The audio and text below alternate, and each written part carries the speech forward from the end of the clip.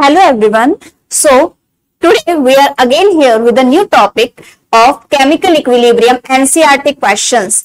ठीक है, NCERT कुछ questions हम इस वीडियो में डिस्कस करेंगे. आई होप जो questions आपको आसानी से क्लियर हो जाएंगे. ठीक है, तो क्वेश्चन देखते हैं पहला NCERT का. What is Kc for the following in state of equilibrium. ठीक है, अब आपने यहाँ पर Kc की वैल्यू बतानी है. इक्विलिब्रियम आपके पास दिया हुआ है 2SO2 प्लस O2 और ये क्या बना रहा है 2SO3. ठीक है, ये जो साइन है यहाँ पर, ये साइन क्या बताता है कि जो रिएक्शन है इक्विलिब्रियम में है. इक्विलिब्रियम का मतलब रिएक्टेंट जो है वो प्रोडक्ट में कन्वर्ट होगा और जो प्रोडक्ट है वह किसमें कन्वर्ट हो जाएगा, वापस से रिएक्टेंट के अंदर. ओके, तो यहाँ पर हमारे पास अलग अलग कंसंट्रेशन दी हुई है. बड़ी ब्रैकेट का मतलब जब भी कुछ हम नंबर कोई भी यहाँ पर कोई फॉर्मूला हम ब्रैकेट में लिखते हैं ऐसे बड़ी ब्रैकेट के अंदर, इसका मतलब हम यहाँ पर कंसेंट्रेशन हमारे पास गिवन होते हैं. हम कंसेंट्रेशन की बात कर रहे हैं. ठीक है, कंसेंट्रेशन की बात कर रहे हैं. इसीलिए जो क्वेश्चन है इसके अंदर आपको Kc कैलकुलेट करने के लिए दिया गया है. इसमें आपके पास कंसेंट्रेशन SO2 की दी है, कंसेंट्रेशन O2 की दी है, कंसेंट्रेशन SO3 की दी हुई है. ठीक है, गिवन है आपके पास ये वैल्यूज. अब आपका इनका यूज करके आप यहाँ पर Kc की वैल्यू कैलकुलेट करेंगे. वो देखते हैं कैसे. अब यहाँ पर हमने लिखा Kc. Kc जो होता है कैसे लिखा जाता है, इक्विलिब्रियम कांस्टेंट कंसेंट्रेशन की फॉर्म में. ऊपर हम लिखते हैं न्यूमरेटर में हम लिखते हैं बेटा प्रोडक्ट और डिनोमिनेटर में हम लिखते हैं बेटा क्या लिखते हैं, रिएक्टेंट. ठीक है, और जो भी प्रोडक्ट और रिएक्टेंट की जो भी कोफिशिएंट होता है, जैसे कि यहाँ पे कोफिशिएंट कितना दिया हुआ है 2SO2 का कोफिशिएंट 2 है. O2 के आगे कुछ नहीं दिया हुआ, इसका मतलब इसका कोफिशिएंट 1 रहेगा. 2SO3 दिया हुआ है, यानी कि SO3 के आगे 2 नंबर लिखा हुआ है, तो जो कोफिशिएंट है वो क्या रहेगा 2 रहेगा. तो जब हम ये इक्विलिब्रियम कांस्टेंट लिखेंगे तो ये जो आगे की कोफिशिएंट है ये क्या होते हैं, आगे पावर में चले जाते हैं. ठीक है, तो अब यहाँ पर हम लिख रहे हैं Kc. सो Kc product bye reactant. Product में देखो क्या दिया हुआ है हमारे पास SO3, राइट. तो हम यहाँ पे क्या लिखेंगे, क्योंकि कंसेंट्रेशन है तो बड़ी ब्रैकेट के अंदर हमने लिख दिया SO3. ठीक है, SO3 के आगे क्या लिखा हुआ है 2 लिखा हुआ है. तो यहां पर हमने क्या किया, इस ब्रैकेट के ऊपर हमने लगा दिया 2. क्लियर है. इसके बाद यहां पर देखा जाए जो रिएक्टेंट है, रिएक्टेंट में हमारे पास एक SO2 दिया हुआ है, एक दिया हुआ है O2. तो यहां पर हम लिखेंगे, एक लिखेंगे SO2 और एक यहां लिखेंगे हम O2. ठीक है, अब हम इनका कोफिशिएंट देख लेते हैं, क्या कोई कोफिशिएंट है यहाँ पे. तो SO2 के आगे देखो 2 लिखा है और O2 के आगे 1. तो SO2 की जो पावर है वो कितनी चली जाएगी 2 और O2 की पावर कितनी 1, राइट. अब ये जो कंसेंट्रेशन की टर्म्स है इनकी वैल्यूज क्वेश्चन के अंदर दी हुई है. ठीक है, पहले तो हम पेन चेंज करते हैं क्योंकि अब हम वैल्यू पुटिंग करेंगे. कैसे लिखने के बाद अब टर्म देखें, SO3 की वैल्यू देखो दी हुई है 1.90 m. ठीक है ना, तो अब यहाँ पे क्या लिखेंगे हम 1.90, राइट. स्क्वायर है, कैपिटल हमने यहाँ लिखा है इसकी यूनिट और ये यहाँ पर आ जाएगा स्क्वायर, राइट. नेक्स्ट आता है हमारे पास SO2 कितना दिया हुआ है 0.6. SO2 0.6, तो यहां पर लिखा हमने 0.6 कैपिटल M और ये हमने कर दिया इसका स्क्वायर. नेक्स्ट आता है O2. O2 कितना दिया हुआ है हमारे पास क्वेश्चन में 0.82, राइट. तो यहां पर हमने लिखा 0.82 M. ओके, इसको अब हम लिखते हैं आगे, क्या आ जाएगा 1, क्योंकि स्क्वायर है, स्क्वायर का मतलब इसी नंबर को हम 2 टाइम मल्टीप्लाई कर रहे हैं. 1.90 m मल्टीप्लाइज 1.90 m. डिनोमिनेटर में 0.6 है, 0.6 m multiplies 0.6 m multiplies 0.82 m. तो अगर यूनिट की बात की जाए तो यहां पर देखो इस m से ये m कैंसिल हो रहा है, इस m से ये m कैंसिल हो रहा है. तो जो भी हमारा आंसर जो आएगा उसकी यूनिट जो रहेगी m इनवर्स रहने वाली है. ठीक है, अब क्या चाहते हैं इसके हमें आगे फर्दर सॉल्व करना है इसको. तो जब हम इसको सॉल्व करेंगे, ओके, ऑन सॉल्विंग हमारे पास इसका जो आंसर आता है, answer comes out to be 12.2 229। ठीक है, मोलर यूनिट दी हुई है, कैपिटल एम है, मोलर का आंसर होता है जो हम लिखते हैं मोल पर लीटर होता है। अगर हम इसको मोल पर लीटर के फॉर्म में भी लिखना चाहें तो बेटा ये बनेगा 12.229 तो ऑलरेडी है मोल, क्योंकि पावर वैसे तो एम का आंसर होता है मोल पर लीटर, क्योंकि एम के ऊपर ही -1 चार्ज है तो मोल -1 हो जाएगा। लीटर में ऑलरेडी -1 होता है, यहाँ का -1 कैंसिल होकर मोल -1 एल, ये इसका इस फॉर्म में आंसर आ जाएगा। अगर हम मोल इनवर्स लीटर के फॉर्म में लिखते हैं, अगर खाली हम एम इनवर्स में लिखते हैं तो हमारे पास ये आंसर आ जाएगा। कितना आंसर दिया हुआ है, अगर वो विजिबल नहीं है तो 12.229 एम इनवर्स। ठीक है, ये आंसर आता है इस क्वेश्चन का। आई होप ये जो क्वेश्चन है आपको अच्छे से क्लियर हो गया। नेक्स्ट आता है इसके बाद अगला क्वेश्चन हम देखते हैं। Next question is right the expression. ठीक है, आपने एक्सप्रेशन लिखनी है for the equilibrium constant for each of the following reactions, यानी कि यहाँ पर आपने इक्विलिब्रियम कांस्टेंट की वैल्यू लिखनी है, Kc की वैल्यू लिखनी है। ठीक है, आपके पास इक्विलिब्रियम दिया गया है ये, अब आप यहाँ पर Kc की वैल्यू लिखोगे तो Kc किसके इक्वल होता है, प्रोडक्ट बाय रिएक्टेंट के। प्रोडक्ट में 2NO प्लस Cl2, यहाँ पर NOCl। अब प्रोडक्ट में ये दिया हुआ है, हम यहाँ पे लिखेंगे NO, लिख दिया, एक ये दे रखा है ना बेटा NO, इसका कोफिशिएंट 2 है तो ये ब्रैकेट के अंदर NO लिखा, जो कोफिशिएंट था 2 वो पर पावर में डाल दिया। Cl2 आगे कुछ नहीं दिया हुआ तो हम इसको 1 मानेंगे, क्या आ जाएगा Cl2 डिवाइडेड बाय, ठीक है 1 है तो पावर इसकी 1 रहने वाली है, क्योंकि यहाँ 2 प्रोडक्ट है इसलिए हमने यहाँ मल्टीप्लाई का साइन डाला है, इस तरीके से लिखा है हमने।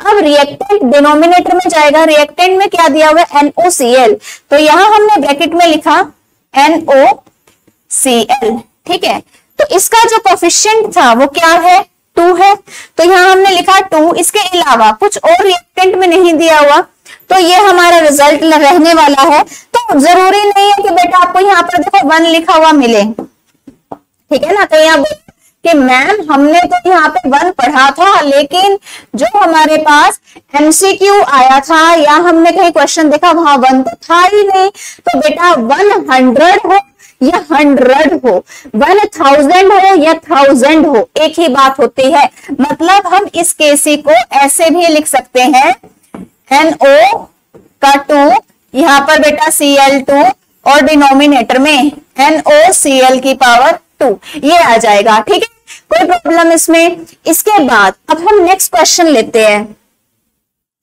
ये दे दिया, ठीक है, अब इसमें हमें इसकी Kc की वैल्यू लिखनी है, तो कैसे लिखेंगे, प्रोडक्ट बाय में क्या लिखते हैं हम रिएक्टेंट, करो ट्राई, कर सकते हो इसको लिखने की।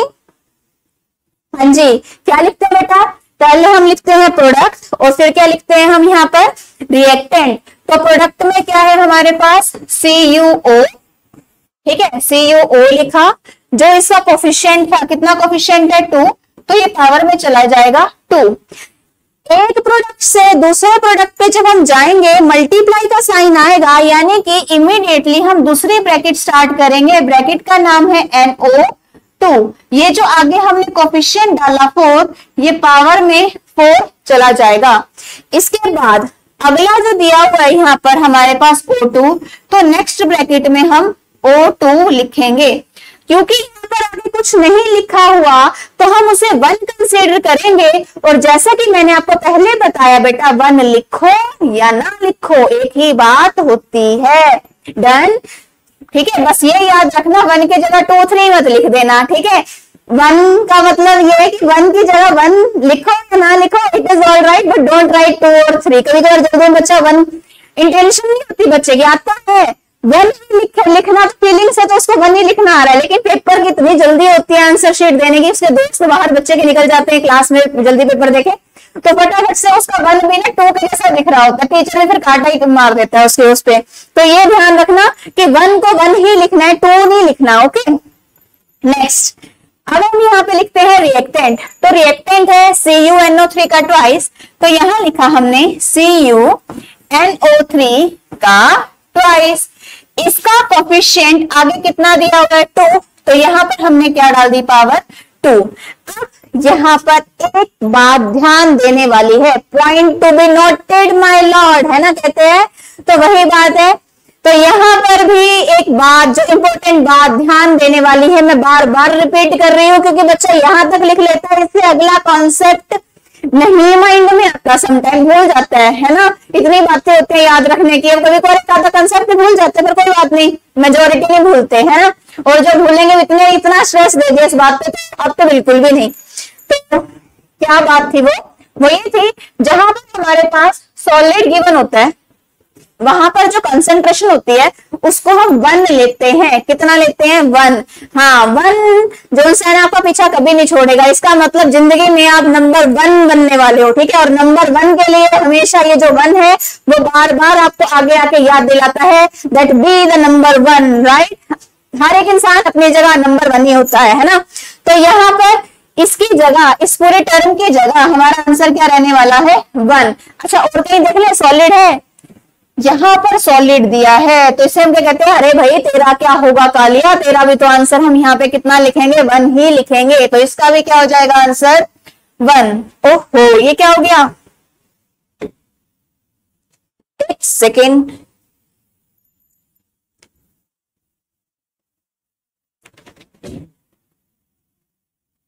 एक मिनट ना, यहाँ पर बच्चों हम देखते हैं कि इसमें हो क्या गया एक्चुअली। Just a second.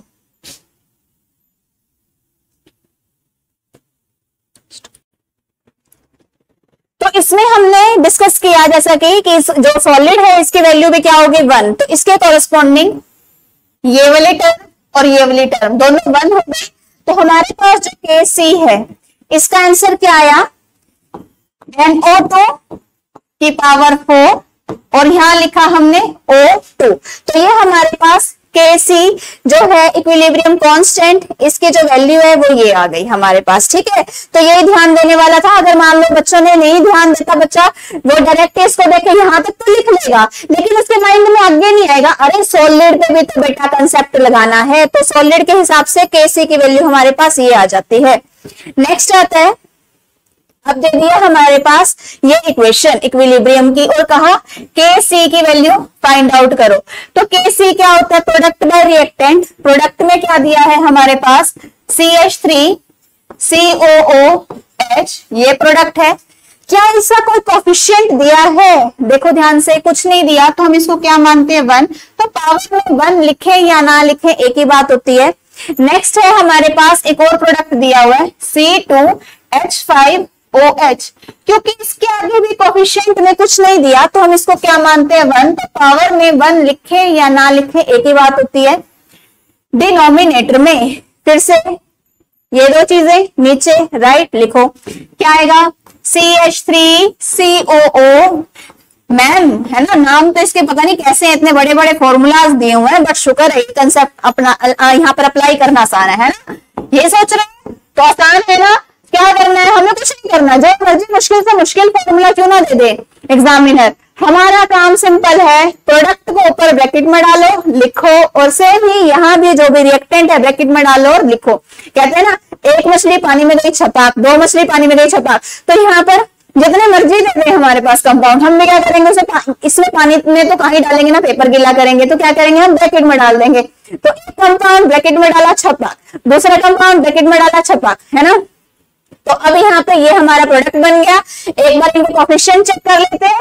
तो इसका कोफिशिएंट 1 है, इसके आगे पे कुछ नहीं दिया तो कोफिशिएंट 1 है, लिखे ना लिखे एक ही बात होती है ना। तो इसके बाद नेक्स्ट आता है हमारे पास ये कंपाउंड, ये रिएक्शन है इक्विलिब्रियम रिएक्शन, और कहा इसका इक्विलिब्रियम कांस्टेंट KC लिखो। तो जो KC हम यहाँ पर लिखेंगे क्या होगा? KC will be equal to product by में रिएक्टेंट, ठीक है। इतनी बात तो सबको क्लियर हो गई है। तो यहाँ पर हम लिखते हैं FeOH का होल थ्राइस, ठीक है। देन कुछ दिया आगे? नहीं दिया। क्या? 1, ठीक है। क्यों? हम सब क्या है? नंबर 1। देन तो यहाँ पर हम लिखे 1 या ना लिखे एक ही बात होती है, ओके। तो अब इसमें नीचे क्या लिखते हैं? रिएक्टेंट। रिएक्टेंट में क्या दिया है? Fe3 positive. लिखा हमने Fe3 पॉजिटिव। अब यहाँ पे कुछ नहीं दिया हुआ तो इसका मतलब यहाँ पे क्या होगा 1, लिखे ना लिखे एक ही बात होती है। नेक्स्ट है साथ में मल्टीप्लाई में हम लिखेंगे OH नेगेटिव। कोफिशिएंट जो है वो 3 दिया हुआ है, 3 कोफिशिएंट है, यानी कि पावर में क्या ले जाएंगे यहाँ पर हम 3 ले जाएंगे। डन। अब इसके बाद हम एक चीज क्रॉस चेक जरूर करते हैं, क्योंकि ओवर कॉन्फिडेंस नहीं होना चाहिए। आता है बहुत अच्छी बात है, उसी का कॉन्फिडेंस दिखाना है, ना कि ओवर कॉन्फिडेंस। तो हम इस चीज को दोबारा से क्रॉस चेक करेंगे, क्योंकि हमने एक चीज पढ़ी है, वो क्या, सॉलिड स्टेट पे वैल्यू 1 आती है। क्या आती है सॉलिड स्टेट पे वैल्यू 1, ठीक है। तो इसमें देखो कुछ सॉलिड दिया है, एक्वस तो कोई फर्क नहीं पड़ता, एक्वस कोई फर्क नहीं पड़ता। लेकिन जहां पर सॉलिड आता है, सॉलिड आते ही हम क्या कहते हैं, अरे भाई तेरा क्या होगा, कालिया तेरा। तो हम क्या करेंगे यहाँ पे, इसको हटा के क्या लगाएंगे यहाँ पर 1, इसको हम गायब कर देंगे। तो यहाँ पर ये टर्म थी ऊपर वाली, तो हमने गायब कर दिया, बन गया 1। और यहाँ पर नीचे क्या आ जाएगा, Fe3 पॉजिटिव, यहाँ पर लिखेंगे हम OH नेगेटिव, पावर कितनी 3। ये निकल गया हमारा KC इस गिवन इक्विलिब्रियम का। आई होप समझ में आ गया है सभी को। इसके बाद नेक्स्ट आता है कुछ नेक्स्ट, यस ये इक्वेशन है हमारे पास, इक्विलिब्रियम इक्वेशन दी हुई है। तो अब इस केस में हमें फिर से लिखना है KC। क्या होता है KC, इतिहास दोहराया जाता है ना। तो हम इतिहास दोहराते हैं कुछ मिनटों का, कुछ सेकंड्स का। वो क्या हमने अभी पढ़ा है, KC जब हमें लिखना होता है प्रोडक्ट बाय रिएक्टेंट लिखते हैं। प्रोडक्ट में बेटा क्या है, IF5, क्योंकि इसके आगे IF5 के आगे कोफिशिएंट 2 दिया हुआ है, तो हम ब्रैकेट पे क्या लिखेंगे 2, क्या लिखेंगे 2। और जो रिएक्टेंट होता है वो हम डिनोमिनेटर में लिखते हैं। अब रिएक्टेंट में क्या दिया हुआ है, एक दिया हुआ है I2 और एक होता है F2, ठीक है। हम लिखेंगे पूरा I2 को एज इट इज लिखा I2, क्योंकि इसके आगे कुछ नहीं दिया तो वो क्या होता है 1। नेक्स्ट दिया है F2, तो यहां पर क्या आएगा, F2 की पावर कितनी आ जाएगी 5। क्यों आई, क्योंकि कोफिशिएंट 5 है। अब नेक्स्ट पे हम क्या करते हैं, हम कालिया का ढूंढते हैं, कालिया है ना, ढूंढो कालिया कौन सा है। तो इसमें ये हो गया लिक्विड, कोई कंसर्न नहीं, बच गया जी, बच गया सॉलिड। तो क्या करेंगे, इसको उड़ा देंगे यहाँ से, इसकी जगह क्या लगाएंगे 1। तो यहाँ पर क्या आएगा बेटा IF5 as it is, I2 हटा दिया, यहाँ बना I2 की पावर 5। तो ये जो है हमारा KC होगा। तो देखो ध्यान से, बच्चा जल्दबाजी करेगा, जिस बच्चे को KC लिखना आ गया उसने वहीं तक ध्यान देना, उसने कहना बस हो गया, लेकिन वहां तक नहीं है, थोड़ा सा आगे पढ़ना है उसको। वो क्या कि सॉलिड स्टेट जहां भी मिलेगा उसकी जगह हमें क्या करना है, यस क्या करना है, हमें वहां पर 1 लगा देना है। क्या करना है बच्चों, हमें वहां पर 1 लगा देना है, ठीक है। अब इसके बाद नेक्स्ट क्वेश्चन है हमारे पास, इक्विलिब्रियम कांस्टेंट की आपके पास एक एक्सप्रेशन दी गई है। अब आपने इसको देख करके इक्विलिब्रियम की रिएक्शन लिखनी है, तो कैसे लिखोगे, ठीक है। तो कैसे लिखोगे, तो उसके लिए हमने लिखा सॉल्यूशन, ठीक है, हम सॉल्व कर रहे हैं। तो क्या है, इस करना है, इसमें आपको पता है KC के ऊपर वाला जो पार्ट होता है वो क्या होता है बेटा, ऊपर वाला पार्ट प्रोडक्ट, जो नीचे वाला होता है इसे हम क्या कहते हैं रिएक्टेंट। रिएक्टेंट इस साइड में, प्रोडक्ट उस साइड में। तो रिएक्टेंट में ये चीजें मिलेंगी, लिखना स्टार्ट करते हैं। तो करो भाई, NO पावर 4 कोफिशिएंट में चला जाएगा 4NO, ठीक है। से अब दूसरे पे जा रहे हैं, वाटर है, नई ब्रैकेट स्टार्ट है, तो साइन क्या आएगा प्लस का, माइनस का तो साइन होता ही नहीं है, H2O। तो यहाँ पर लिखा हमने H2O, फिर से बड़ी ब्रैकेट, 6 है पावर में, तो इसके आगे हमने कोफिशिएंट क्या लगा दिया 6। इक्विलिब्रियम है, इक्विलिब्रियम के साइन के लिए ये एरो आ जाएगी। अब यहाँ पर प्रोडक्ट में हमारे पास क्या दिया हुआ है NH3, NH3 यहाँ पर 4 लिखा हुआ है, तो 4 क्या आ जाएगा आगे पावर में, O2 के आगे फिर से सेकंड पे जा रहे हैं, नेक्स्ट है O2 O2 पे पावर कितने दी है 5 की, तो ये क्या आ जाएगा 5। ठीक है, तो ये हमारे पास इक्विलिब्रियम की एक्सप्रेशन हो गई, है ना आसान। तो ये हमने एनसीईआरटी के वो क्वेश्चंस किए हैं जिसमें हमारे पास केसी लिखना हो कि अगर हमें केसी की वैल्यू फाइंड आउट करनी हो, इनकेस अगर कंसंट्रेशन दी हुई हो, या फिर केसी की एक्सप्रेशन लिखनी हो, हमने वो क्वेश्चन किए। अगर हमारे पास केसी की एक्सप्रेशन ही दी हुई हो और हमें कहा जाए कि इक्विलिब्रियम, इसकी इक्विलिब्रियम रिएक्शन लिख के दिखाओ, तो हमने वो भी क्वेश्चन करे। तो हमने इस टाइप के सारे क्वेश्चंस करे हैं। आई होप ये जो कॉन्सेप्ट है आपका इक्विलिब्रियम का बहुत अच्छे से क्लियर भी हुआ होगा, और एनसीईआरटी के ये जो क्वेश्चंस हैं ये भी आसानी से हो गए होंगे। ठीक है, अगर किसी बच्चे को कोई क्वेरी आती है तो वो कमेंट बॉक्स में जरूर मेंशन करें, सो दैट आपकी प्रॉब्लम को रिजॉल्व किया जाए। और कुछ नया टॉपिक जो आप चाहते हो कि मुझे इस टॉपिक पर वीडियो चाहिए, कि मुझे ये टॉपिक केमिस्ट्री का बहुत अच्छे से, मुझे क्लियर नहीं है, मुझे अच्छे से समझना है, तो वो भी आप जरूर मेंशन करें। तो आई होप ये जो आज हमने टॉपिक डिस्कस किया है, एनसीईआरटी क्वेश्चंस डिस्कस किए हैं, वो आपको अच्छे से समझ में आए हैं। ठीक है, so thank you and keep learning, keep smiling, keep working hard, give your best and yes be number 1। Okay, so have a nice day. Bye students.